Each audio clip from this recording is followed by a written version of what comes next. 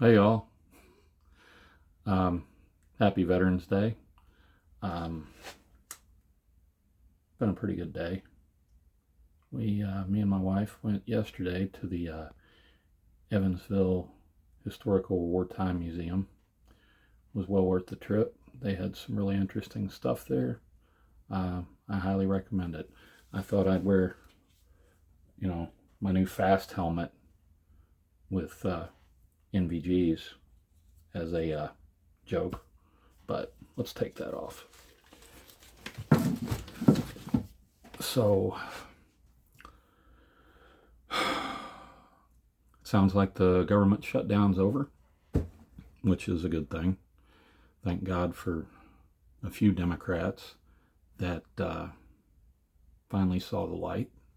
Well, they knew it wasn't going to work in the first place, but I don't get politics. I hate politics, but you have to pay attention because it inundates every aspect of your life. You know, gas and food prices to you know what you can legally carry.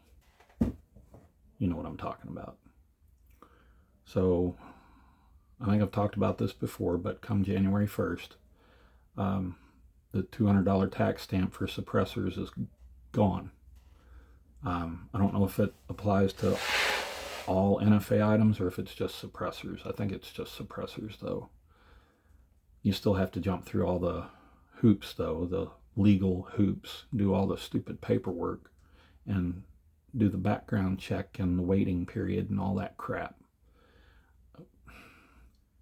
Suppressors in certain countries in Europe are over the counter items.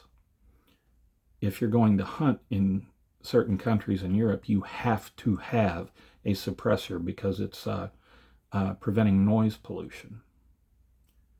That would make sense in the US, but ever since that, and it was on the docket to be removed from the NFA.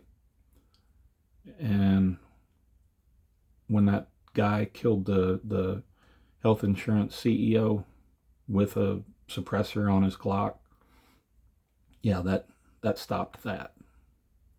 So makes you wonder if those things aren't on purpose. You know what I mean? I'm not saying it is. I'm saying makes you wonder. But anyway, um, for those of you that own the 1911, if you don't have one of these tools right here, you need to get one because it makes taking a 1911 apart so much easier.